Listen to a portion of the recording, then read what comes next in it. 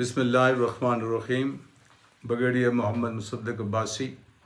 मैं फेडरल में इमरान खान साहब के साथ एहतसाब और इंटीरियर में उनका एडवाइज़र था, और पंजाब में मैं चीफ मिनिस्टर का एंटी करप्शन और पब्लिक प्रोसिक्यूशन में एडवाइज़र था।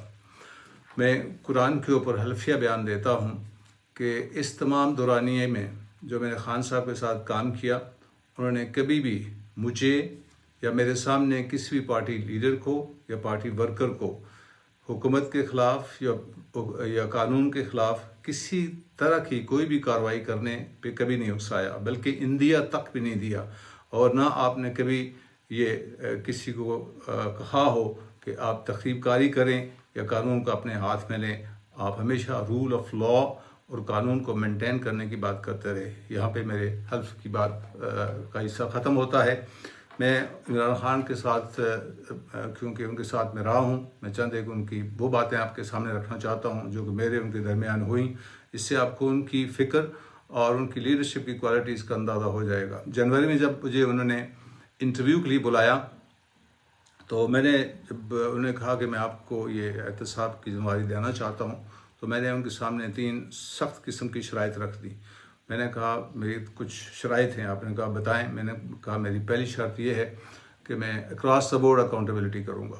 आपने कहा बिल्कुल सही है। जिस तरह वो कहते होते हैं कि अगर मैं नहीं खाता तो कोई और क्यों खाए। मैंने कहा जो केस बन रहा होगा बनाऊँगा, और जो केस नहीं बन रहा होगा नहीं बनाऊँगा। आपने कहा बिल्कुल सही है। और तीसरी बात मैंने कही, मैं आपसे किसी किस्म के रिज़ल्ट का या नतीजे का वादा नहीं करता। आपने, मुझे याद है कि आप कहीं हरीपुर में जलसे में जा रहे थे, आपने शहादत की उंगली उठाते हुए कहा हम सिर्फ कोशिश के मुकल्लफ हैं, यानी कि हम कोशिश कर सकते हैं, नतीजा हम अल्लाह पे छोड़ते हैं। जब मैं एडवाइज़र था पंजाब के अंदर, तो एक पीटीआई के लीडर थे, बड़े सीनियर लीडर, उनके पास तकरीबन 6 से 7 करोड़ रुपए की प्रॉपर्टी थी, हुकूमत पंजाब की इलीगल प्रॉपर्टी थी।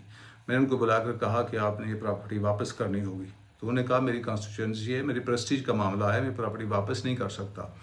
मैं खान साहब पास ये बात लेके गया। उन्होंने कहा उसे को प्रॉपर्टी वापस करे, वरना आपको इजाज़त है आप कानून के मुताबिक उनके खिलाफ चार्जशी करें। मैंने आके उनको जब ये बात कही, तो उन्होंने बग़ैर किसी हुज्जत के वो प्रॉपर्टी हुकूमत पंजाब को वापस कर दी। यानी कि वो अपने अक्रॉस द बोर्ड चलते थे, किसी की परवाह नहीं करते थे कि चाहे वो अपोजिशन का कोई बंदा है या कोई अपना है। जहाँ तक हुकूमत के इंटरेस्ट की बात आती थी तो हर चीज़ पे उसको मुकद्दम रखते थे।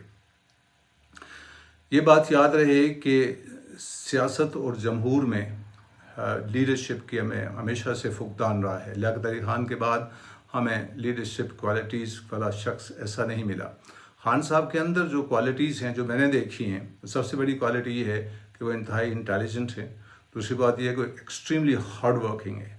और तीसरी बात यह है कि उन्होंने कल्ब और ज़बान का ये एक जो बालिश्त का फासला है ये तय कर रखा है। वो जो दिल में होता है वही ज़बान पे कहते हैं, और ज़बान पे वही होता है जो उनके दिल में होता है।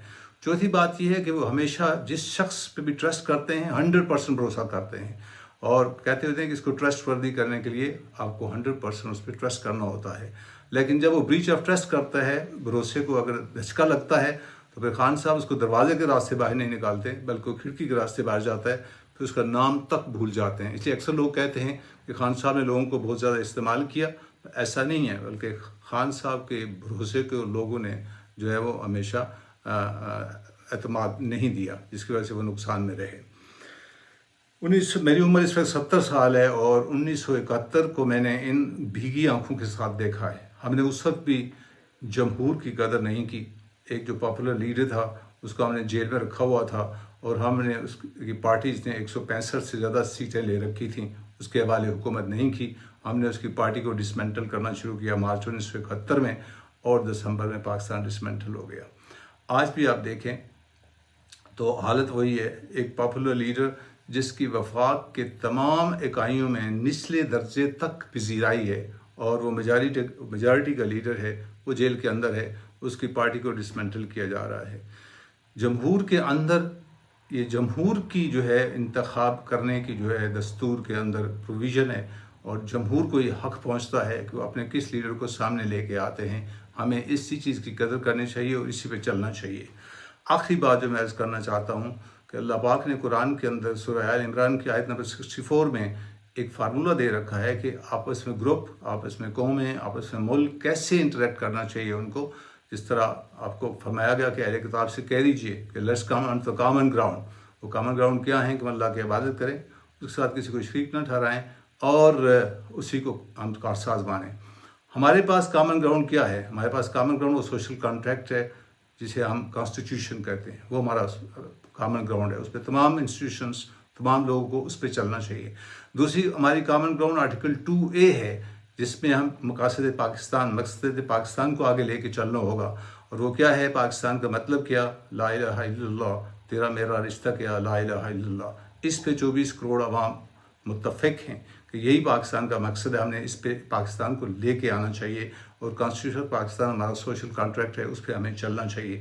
پاکستان کو اب کسی نیرو چینل پہ ڈالنے کی کوشش کر کے، بے شک اس کے اوپر بڑے سے بڑے ارسطاٹل کو بٹھا دیں تو نیرو چینل یاد رکھیے ٹیل اینڈ تک پانی کو نہیں پہنچا سکتا. اس سوچ کو آپ کو وائڈ کرنا پڑے گا. پاکستان ایک ایٹمی ملک ہے، اس کے 24 کروڑ عوام ہیں، تبھی ہم کسی کامن گراؤنڈ پہ آ کے اس ملک کو آگے لے کے جا سکتے ہیں. Thank you very much. السلام علیکم ورحمۃ اللہ وبرکاتہ.